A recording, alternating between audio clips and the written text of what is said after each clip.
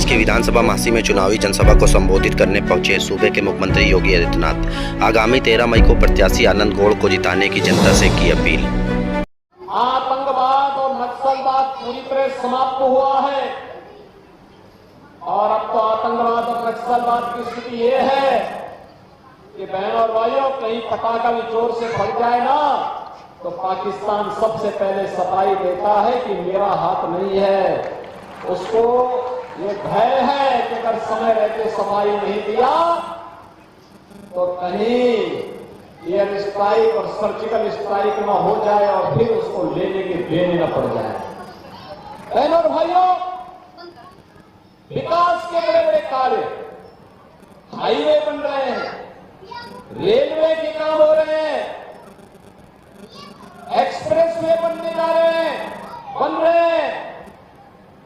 और यही नहीं, आज AIIMS, IIT, IIM, triple IT, NIT, world class university और 1 डिस्ट्रिक्ट 1 मेडिकल कॉलेज का निर्माण भी हो रहा है। याद करिए, यह कमिश्नरी विश्वविद्यालय नेता बाबा पाटेश्वरी के नाम पर हम लोग एक विश्वविद्यालय इस कमिश्नरी को दे चुके हैं और महाराज सुहेलदेव के नाम पर मेडिकल कॉलेज का निर्माण बहराइच में करा चुके हैं।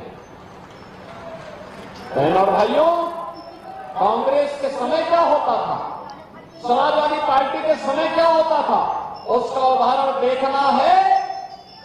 उसका सबसे बड़ा उदाहरण है सरयू नहर राष्ट्रीय परियोजना।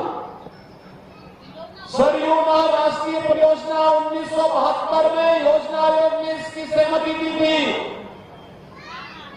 6 वर्ष फिर बस्ते में पड़ी रही।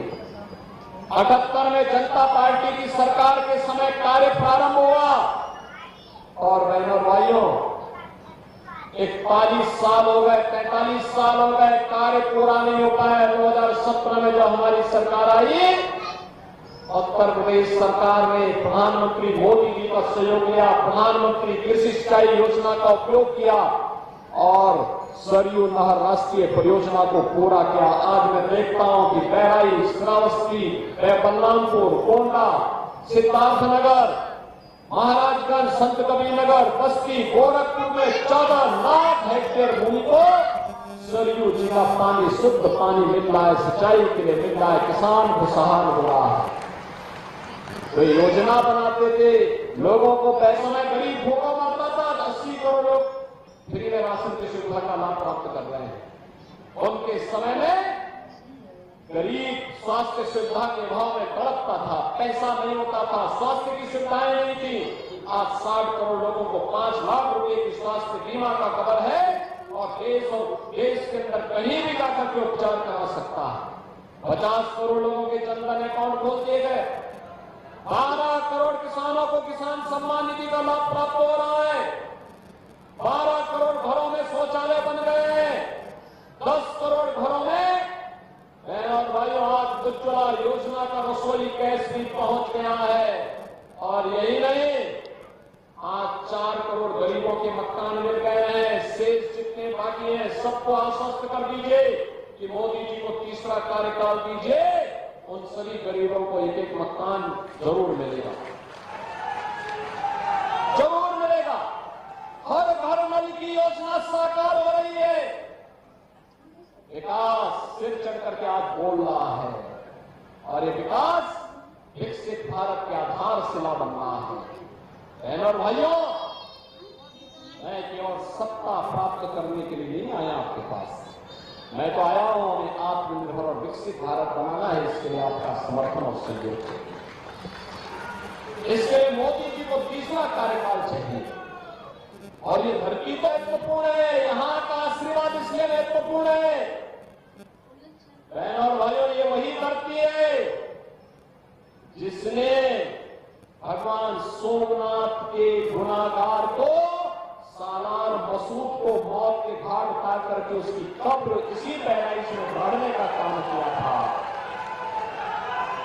ये महाराज सुहेलदेव की वही भूमि है और हमने भारतीय जनता पार्टी की सरकार ने महाराज सुहेलदेव का भव्य अम्बेडकर स्मारक आपके इसी बहराइच में बनाया है। बहनों और भाइयों, मुझे तो महाराज सुहेलदेव के 100 रत्नाकर पर गौरव की अनुभूति होता है और मुझे लगता है कि राष्ट्र रक्षक थे, हमारे पूर्वज से गौरव की अनुभूति होती है महाराज सुहेलदेव के 100 रत्नाकर पर। मैं पूछना चाहता हूं, ये देश 1947 में आजाद हुआ, आखिर महाराज सुहेलदेव का स्मारक कांग्रेस ने क्यों नहीं बनाया? समाजवादी पार्टी ने क्यों नहीं बनाया? और समाजवादी पार्टी ने क्यों नहीं बनाया? क्योंकि उन्हें भय था कि सालार मसूद गाजी के भक्त कहीं उसका वोट बैंक न खिसक जाए, इसलिए उन्होंने महाराज सुहेलदेव की विस्मृत करने का काम किया। बहनों और भाइयों, ये वही लोग हैं जो महाराज सुहेलदेव का भी अपमान करते हैं, महाराणा प्रताप का भी अपमान करते हैं, बाबा साहब भीमराव अम्बेडकर का भी अपमान करते हैं और अयोध्या में राम मंदिर के लिए कहते हैं ये तो बेकार का काम हुआ। वाह, आपकी आस्था को बेकार मानते हैं? अरे बेकार तो इनका ये होंगे जो इस धरती पर बोझे बने हुए हैं और राम के नाम को नकारते हैं। हमारे यहाँ कौन से ऐसा सनातन धर्मावलंबी है जो व्यक्ति अपने जन्म से लेकर के और अंतिम यात्रा में राम के नाम को भूलता हो? बेटा जन्म लेता है परिवार में